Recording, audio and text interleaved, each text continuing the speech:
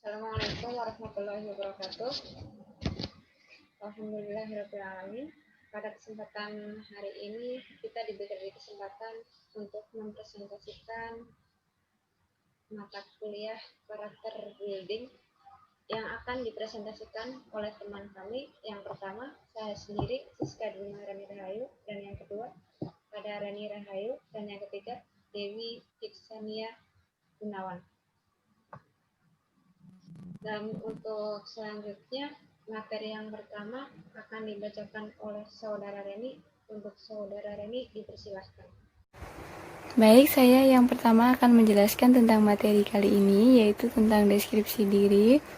Deskripsi diri sangat dibutuhkan oleh seseorang untuk mengetahui kelemahan dan kelebihannya. Selain itu, deskripsi diri juga dapat membantu untuk mengetahui karakteristik dirinya sendiri. Pada kenyataannya, kita sering kesulitan untuk mengetahui karakteristik diri kita sendiri. Pada kesempatan kali ini, kita akan mengikuti personality test dari Florence Littauer sebagai seorang ahli di bidang psikologi. Catatan pentingnya, hasil tes ini tidak mutlak menjadi acuan karakter seseorang, memang seperti itu, tetapi lebih pada kecenderungan saja dan salah satu indikator saja. Mari langsung saja kita mulai tesnya. Yang pertama itu power. Saya memilih suka menyelidiki bagian-bagian hubungan yang logis dan semestinya, yaitu analytical atau analitis. Selanjutnya, melakukan sesuatu sampai selesai sebelum memulai lainnya, yaitu orang yang persisten. Selanjutnya, bersedia mengorbankan dirinya demi atau untuk kebutuhan orang lain, yaitu self-sacrificing atau mengorbankan dirinya. Selanjutnya, mempunyai perasaan emosional tetapi jarang memperlihatkannya, yaitu orang yang kontrol atau terkontrol. Selanjutnya, menahan dirinya untuk menunjukkan emosi atau antusiasme, yaitu orang yang reserved atau pendiam. Selanjutnya, orang mandiri yang bisa sepenuhnya mengandalkan kemampuannya, penilaian dan sumber daya yang dimilikinya, yaitu orang yang self-reliant. Selanjutnya, memilih untuk mempersiapkan aturan-aturan yang terinci sebelumnya dalam menyelesaikan proyek atau target, dan lebih menyukai keterlibatan dengan tahap-tahap perencana dan produk jadi, bukannya melaksanakan tugas, yaitu orang yang planner. Selanjutnya, saya memilih pendiam, tidak mudah terseret ke dalam percakapan, yaitu shy atau pemalu. Selanjutnya, orang yang menanggapi dan bukan orang yang punya inisiatif, jarang memulai percakapan, yaitu orang yang friendly atau ramah. Selanjutnya, berurusan dengan orang lain secara penuh siasat, perasa, dan sabar, yaitu orang yang diplomatik. Selanjutnya, secara konsisten memiliki semangat tinggi dan mempromosikan kebahagiaan kepada orang lain, yaitu orang cheerful atau periang. Selanjutnya, memvisualisasikan hal-hal dalam bentuk yang sempurna dan perlu memenuhi standar itu sendiri, yaitu orang yang idealistik. Selanjutnya, terang-terangan menyatakan emosi, terutama rasa sayang, dan tidak ragu-ragu menyentuh orang lain ketika berbicara kepada mereka, yaitu orang yang demonstratif. Selanjutnya, saya memilih secara konsisten mencari peranan merukunkan pertikaian supaya bisa menghindari konflik, yaitu orang yang mediator atau penengah. Selanjutnya, mudah menerima pemikiran dan cara-cara orang lain tanpa perlu tidak menyetujui atau mengubahnya, yaitu orang yang toleran. Selanjutnya, mudah menerima pemikiran dan cara-cara orang lain tanpa perlu tidak menyetujui atau mengubahnya, yaitu orang yang toleran. Selanjutnya, setia kepada seseorang, gagasan, atau pekerjaan, kadang-kadang melampaui alasan, yaitu orang yang loyal atau setia. Selanjutnya, mengatur kehidupan, tugas, dan pemecahan masalah dengan membuat daftar, formulir, atau grafik, yaitu orang yang chart maker. Selanjutnya, harus tetap menerus bekerja atau mencapai sesuatu, sering merasa sulit beristirahat, yaitu orang yang produktif. Selanjutnya, saya memilih kepribadian yang stabil, mengambil tengah-tengah, tidak menjadi sasaran ketinggian atau kerendahan yang tajam, yaitu orang yang balance. Sekian dari saya, terima kasih. Materi selanjutnya akan disampaikan rekan saya, yaitu Siska Dwi Maharani. Weakness. Yang pertama ada blank, orang yang memperlihatkan sedikit ekspresi wajah atau emosi.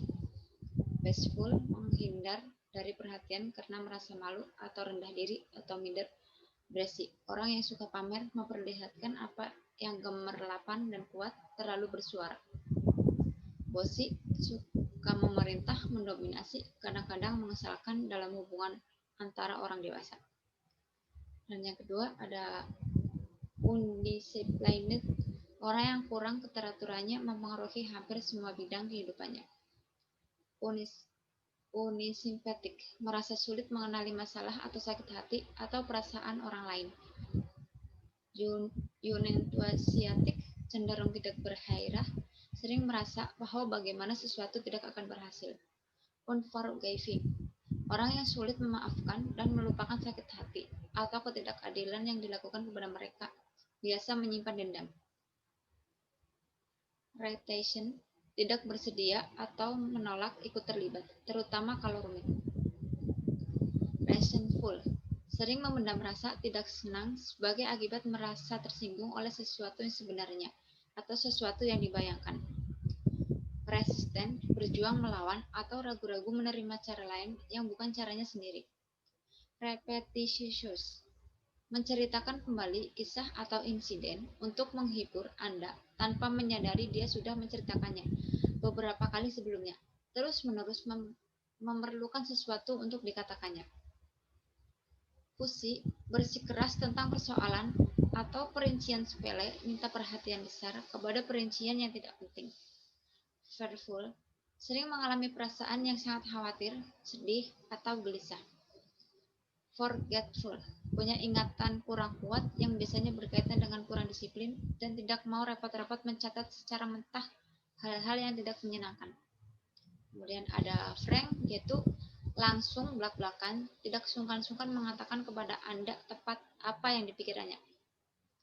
Yang kelima ada impatient, orang yang merasa sulit bertahan untuk menghadapi kesalahan atau menunggu orang lain. Insecure, orang yang merasa sedih atau kurang kepercayaan. Kemudian ada indecisive, orang yang merasa sulit membuat keputusan apa saja, atau bukan kepribadian yang lama-lama memikirkan setiap keputusan supaya bisa membuat keputusan yang sempurna. Interrupts, orang yang lebih banyak bicara daripada mendengarkan, yang mulai bicara bahkan tanpa menyadari bahwa orang lain sudah bicara.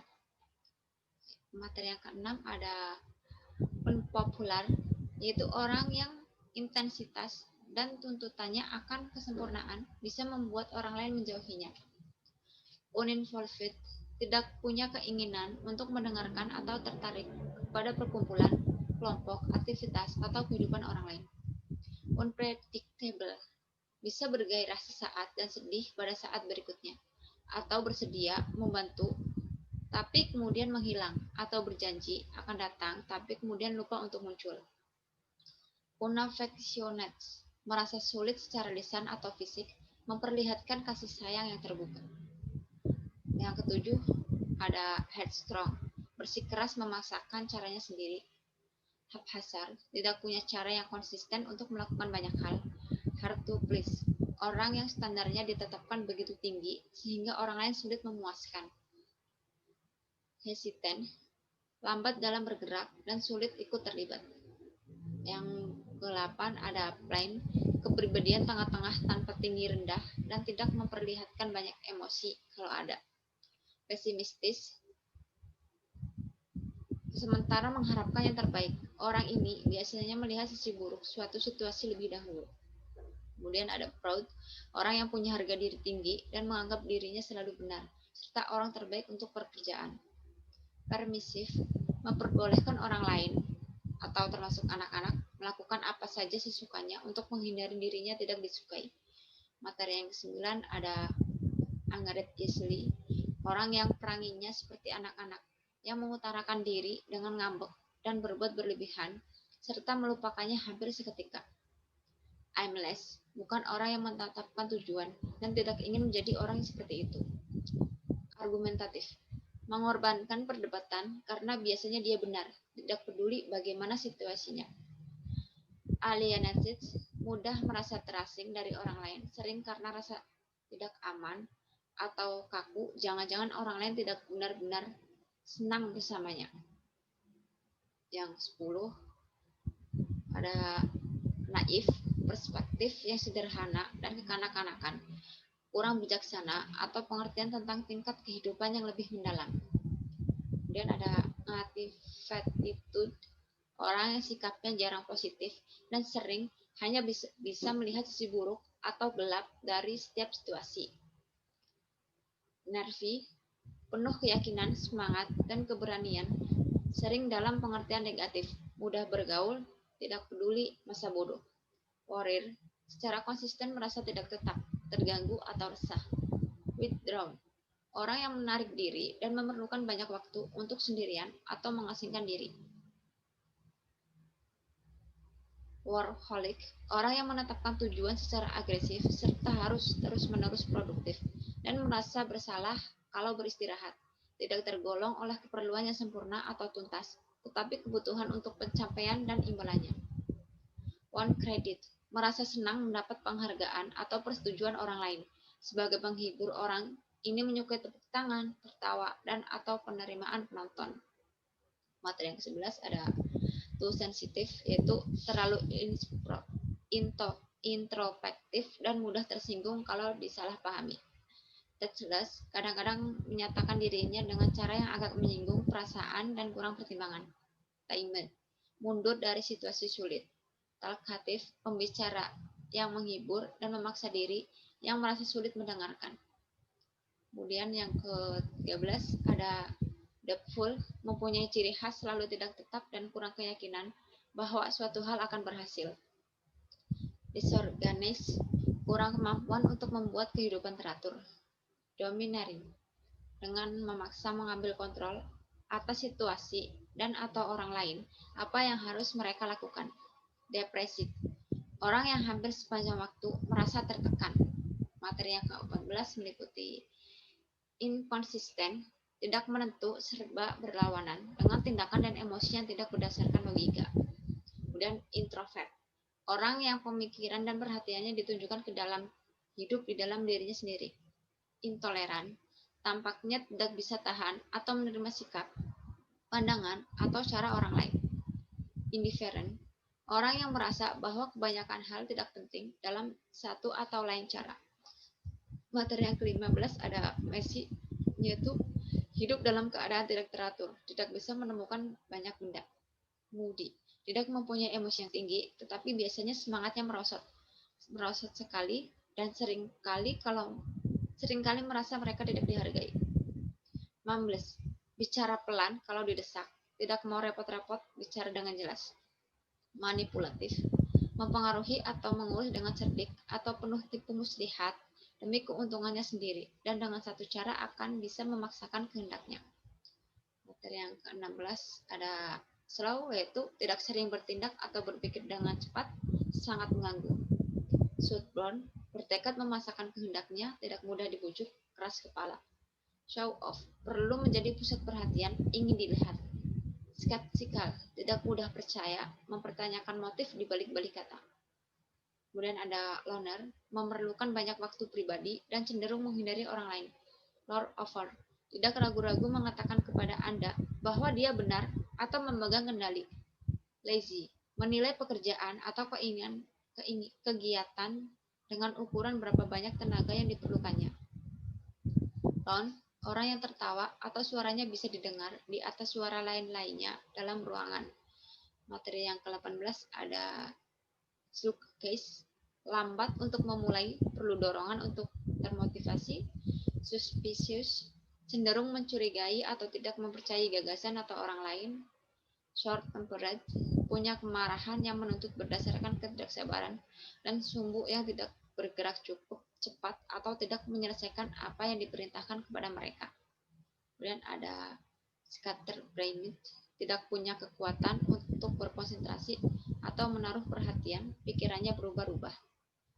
Kemudian ada revengeful, secara sadar atau tidak menyimpan dendam dan menghukum orang yang melanggar, sering dengan diam-diam menahan persahabatan atau bahkan kasih sayang.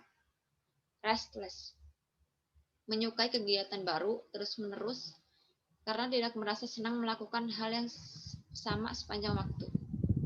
Reluctant, tidak bersedia atau melawan keharusan ikut terlibat. Kemudian ada ras, bisa bertindak tergesa-gesa tanpa memikirkan dengan tuntas, biasanya karena ketidaksabaran.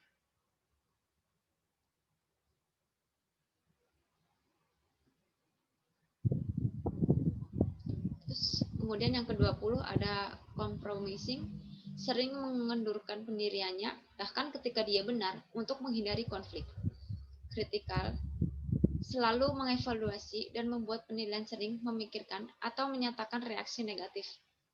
Dan yang terakhir ada craftily, cerdik, orang yang selalu bisa menemukan cepat mencapai tujuan yang diinginkan. Kemudian ada changeable, tentang perhatian yang kekanak-kanakan dan pendek yang memerlukan banyak perubahan dan variasi supaya tidak merasa bosan. Kemudian ada materi berikutnya, temperamen Anda. Berikut tabelnya ada meliputi sanguinis populer, kolaris kuat, melankolis sempurna, flegmatik damai. Dan ini tabelnya. Misal sanguinis populernya animated, koleris kuatnya adventurous, melankolis sempurnanya analistis, flegmatis damai adaptable. Dan yang berikutnya, contoh berikutnya ada playful, koleris kuatnya persuasif, melankolisnya persisten, flegmatis damainya ada peaceful. Kemudian ada sociable, kolerisnya strong, melankolisnya self-sacrificing, pragmatis damainya submissive. Dan ada refreshing, resourceful, reserved, spirited, self-reliant, sensitive, satisfied, promoter, positive, planner, petit, spontaneous, sure, schedule, shy, optimistic, outspoken, orderly, obliging, funny, forceful, faithful, friendly, delightful, daring, detailed, diplomatic. Yang 12 ada cheerful, confident, kultur, consistent, kemudian inspiring, independent, idealistic, innovative, demonstrative, decisive, deep, brave, more. Dan yang terakhir ada bouncy, ball, behavior, balance. Dan untuk materi yang berikutnya ada weakness. Untuk materi ini akan disampaikan oleh teman kita, yaitu saudari Dewi Anggita. Untuk saudari Dewi Anggita Fiskania Gunawan, waktu dan tempatnya dipersilahkan. Baik, akan saya lanjutkan. Tadi kita telah membahas tentang power. Sekarang kita akan membahas tentang weakness atau kelemahan. Nah, di sini ada beberapa kelemahan yang dimiliki oleh 4 kepribadian tadi, atau temperamen. Nah, yang pertama ada sanguinis atau si populer. Yang pertama dia nakal atau agresif, disiplin atau tidak disiplin, pelupa, penyela, tidak dapat diprediksi, atau unpredictable, lalu serampangan, mudah marah, banyak bicara, tidak teratur, tidak konsisten, kacau, keras, lengah, gelisah, dan juga mempunyai sifat yang mudah berubah. Lalu ada si koleris atau si kuat. Nah, dia adalah tipikal yang mempunyai kelemahan, yaitu dia suka mengatur, terus tidak mudah merasa simpati, terus dia juga sangat jujur, bahkan kadang bisa menyakiti orang lain perkataannya, dan dia juga tidak sabar, lalu tidak mudah menyayangi, terus keras kepala, dan merasa bangga akan dirinya. Suka menentang, gila kerja atau workaholic, dan dia juga canggung atau tactless, dan suka mendominasi. Dia juga suka manipulasi atau manipulatif, tidak toleran, lalu dia juga keras kepala atau stubborn, lalu dia adalah lord over other, yaitu tuan atas yang lainnya, lalu dia juga licik. Nah, yang ketiga ada melankolis si sempurna. Dia juga mempunyai kelemahan, yaitu malu atau bashful, unforgiving atau tak kenal ampun. Lalu dia juga pemarah, rewel, kurang percaya diri atau insecure, unpopular, tidak populer. Lalu dia juga sulit untuk menyenangkan atau hard to please, dan dia juga pesimis, dan dia juga terasingkan, sangat sensitif. Lalu dia juga mudah depresi, kurang bergaul, murung atau moody, skeptis, dan dia juga seorang penyendiri. Lalu dia juga termasuk orang yang ketika orang yang mudah balas dendam dan juga berpikiran kritis. Lalu ada si plekmatis atau si damai. Dia bersifat kosong, tidak antusias, segan, takut, bimbang, tidak terlibat, ragu-ragu, polos atau plain, aimless atau tanpa tujuan, pencemas atau warrior. Lalu dia juga malu, lalu diragukan, acuh tak acuh, lalu sering bergumam, lamban, malas atau lazy, sluggish atau enggan, dan mencurigakan. Sekarang kita akan bahas tentang 16 tipe kepribadian yang dimiliki manusia secara umum mengikuti teori MBTI. Yang panjangannya adalah Myers-Briggs tipe indikator yang dikembangkan oleh Isabel Briggs Myers sejak 1940. Teori ini dirancang untuk mengukur kecerdasan individu, bakat, dan tipe kepribadian seseorang. Di sini ada 16 tipe kepribadian. Yang pertama ada preferensi dominannya dia penginderaan yang cenderung introvert, preferensi pembantunya dia berpikir, inferiornya dia intuitif, ketiganya dia perasa. Lalu yang B dia preferensi dominannya pengindera yang cenderung introvert, pembantunya dia berpikir, preferensi inferiornya dia intuitif, preferensi ketiganya dia perasa. Lalu ada preferensi dominan intuisi yang cenderung introvert, pembantunya dia perasa, preferensi inferiornya dia pengindera, dan preferensi ketiganya dia berpikir. Lalu ada juga dominannya intuisi yang cenderung introvert, lalu juga referensi pembantu dia berpikir, inferiornya dia pengindera, dan preferensi ketiganya dia perasa.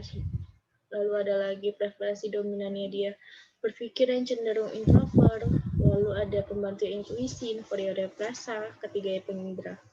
Lalu ada yang dominannya pengindera yang cenderung extrovert, lalu pembantunya berpikir, inferiornya intuitif, ketiganya perasa.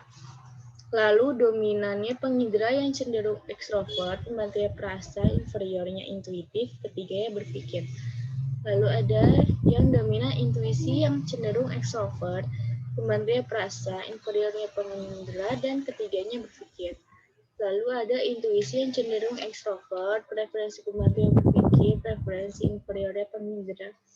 Lalu ketiganya dia perasa. Ada yang dominan berpikir yang cenderung ekstrovert, pembantunya dia pengindra, inferiornya dia perasa, dan ketiganya dia intuitif. Lalu ada yang dominan perasa yang cenderung ekstrovert, pembantunya pengindra, inferiornya dia berpikir, ketiganya dia intuitif. Ada lagi perasa yang cenderung ekstrovert, pembantunya dia intuisi, inferiornya dia berpikir, ketiganya dia pengindra. Lalu ada yang dominan berpikir yang cenderung ekstrovert, pembantunya dia intuisi, inferiornya dia perasa, ketiganya dia pengindra.